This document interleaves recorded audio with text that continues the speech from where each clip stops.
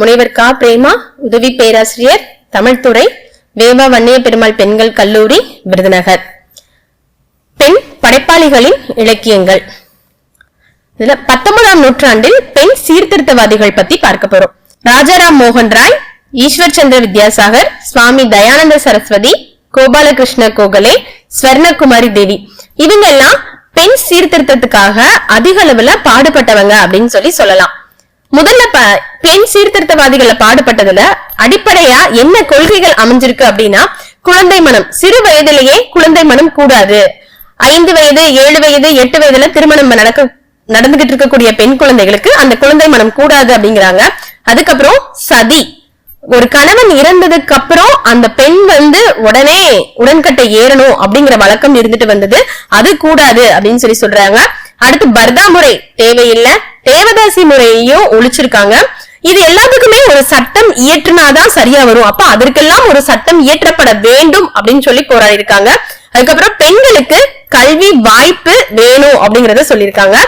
ஆணாதிக்கமும் பெண் அடிமைத்தனமும் ஒழியணும் அப்படிங்கிறது இந்த பெண் சீர்திருத்தவாத கொள்கைகள்ல முக்கிய பங்கா நமக்கு வந்திருக்கு. இதுல முதல்ல யாரு அப்படின்னு சொல்லி பார்த்தோம் அப்படின்னா, ராஜாராம் மோகன் ராய். இவரு வங்காளத்தை சேர்ந்தவர். முதல்ல எதை நிறுவிருக்காரு அப்படின்னு சொன்னோம்னா, பிரம்ம சமாஜம் அப்படிங்கிற ஒரு அமைப்பை நிறுவிருக்காரு. இதுல பெண் சுதந்திரமாக செயல்பட வேண்டும் அப்படிங்கிறது ராஜாராம் மோகன் ராயோட ஒரு அடிப்படையான கருத்து அப்படின்னு சொல்லலாம். இவரு தன்னோட தமையனார் இறந்ததுக்கு அப்புறம், தன் தமையன் இறந்ததுக்கு அப்புறம் அவர்கள் மனைவி வற்புறுத்தி இழுக்கப்பட்டு அவங்களை தீக்குளிக்க வைக்கிறாங்க. இதை கண்டு மனம் உடைந்த அவர் சதிய எப்படினாலும் ஒழிக்கணும் அப்படின்னு சொல்லி பாடுபட்டு இருக்காரு. இதுல யாரோட உதவியோட அப்படின்னா, வெண்டிங் பிரபு அவரோட உதவியோட சதி ஒழிப்பு அப்படிங்கிற ஒரு சட்டத்தை கொண்டு வந்திருக்காரு. அது போல ஆணும் பெண்ணும் சமம் அப்படிங்கறதையும் சொல்லியிருக்காரு.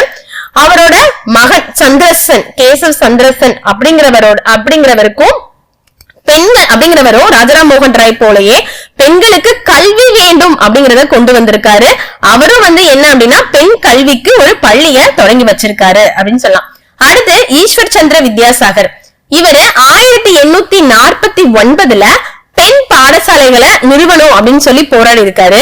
இதுல அவர் எத்தனை பெண் பாடசாலைகளை நிறுவிருக்காரு அப்படின்னு சொன்னா, 40 பெண்கள் பள்ளிகளை திறந்து வைத்திருக்காரு. இது மட்டும் இல்லாம விதவை மறுமணம் செஞ்சுக்கலாம் அப்படிங்கறதையும் சொல்லியிருக்காரு.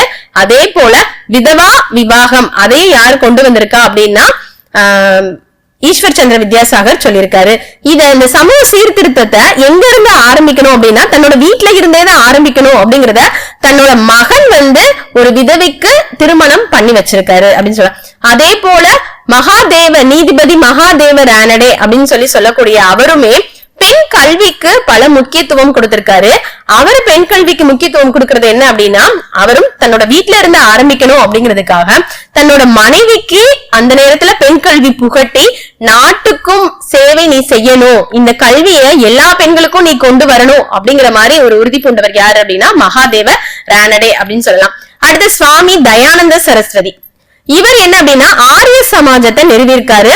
இவரும் என்ன அப்படின்னா, ஆண்களுக்கும் பெண்களுக்கும் சம வாய்ப்பு வேணும் அப்படிங்கறத சொல்லியிருக்காரு.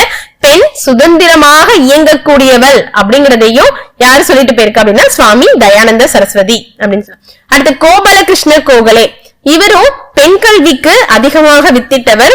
இவரு எல்லாரும் கல்விக்கு வித்திட்டு இருக்காங்க, எல்லாரும் போராடி இருக்காங்க அப்படின்னு சொல்லி பார்க்கும்போது, கோபாலகிருஷ்ண கோகலே இன்னும் என்ன பண்ணிருக்காரு அப்படின்னா, 1880களை பெண்களுக்கு ஒரு அமைப்பு இருந்தாதான் அவர்களால செயல்பட முடியும் அப்படிங்கறதுக்காண்டி 1880களை பெண் அமைப்பை உருவாக்கி இருக்காரு. அது மட்டும் இல்லாம ஆதரவற்ற பெண்கள் என்ன செய்வாங்க அப்படிங்கறதுக்காண்டி அவர்களுக்காகவும் ஒரு அமைப்பை உருவாக்கி இருக்காரு அப்படின்னு சொல்லலாம் கோபாலகிருஷ்ண கோகலே. இன்னும் என்ன அப்படின்னா, ஒரு சிலர் பெண்களோட கல்விக்காக அதிக அளவுல இந்தியா முழுவதுமாக சுற்றுப்பயணமும் மேற்கொண்டிருக்காங்க. பெண்களுக்கு கல்வி வேண்டும், அவங்களை எனது விதவை ஆயிட்டாங்க அப்படின்னா அவங்க மறுமணம் செஞ்சுக்கலாம், அது போல கைமை நோன்பு அவங்க புரியக்கூடாது, இப்படிங்கிற மாதிரி பல காரணங்களுக்காக சுற்றுப்பயணம் மேற்கொண்ட பலரும் இருக்காங்க.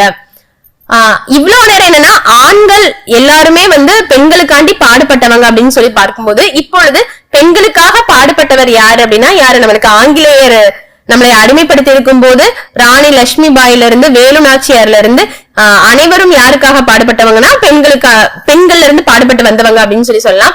இதுல ஸ்வர்ணகுமாரி தேவி அப்படிங்கிறவங்க பெண் கூட்டமைப்பு அப்படிங்கறத 1886 முதல் பெண் கூட்டமைப்பை நிறுவிருக்காங்க. இவரோட என்ன அப்படின்னா பெண் சுதந்திரமாக இயங்கணும், அவங்களுக்கு ஏழை பெண்களுக்கு ஆசிரியர் பயிற்சி அளிச்சு அவர்களை ஒரு நல்ல வண்ணம் வாழ வைக்க வேண்டும் அப்படிங்கறதுல தலையாய எடுத்து முக்கிய பங்கு ஆற்றினவங்க யாருன்னு சொல்லலாம் அப்படின்னா ஸ்வர்ண குமாரி தேவி அப்படின்னு சொல்லலாம். ஆனா முதல்ல பெண்களுக்கு அப்படிங்கிற உரிமையை கொண்டு வந்தவர் யாரு அப்படின்னு பார்த்தோம்னா ராஜாராம் மோகன் ராய் அப்படின்னு சொல்லலாம். இவர்களுக்கு அடுத்து இன்னும் நம்ம பாக்குறதுலாம் விவேகானந்தர் சொல்லலாம். அதுக்கப்புறம் விவேகானந்தரோட தோழி சகோதரி நிவேதித்தை அப்படின்னு சொல்லலாம். அவங்களும் எனது பெண் கல்விக்காக பாடுபட்டவர்கள். நன்றி, வணக்கம்.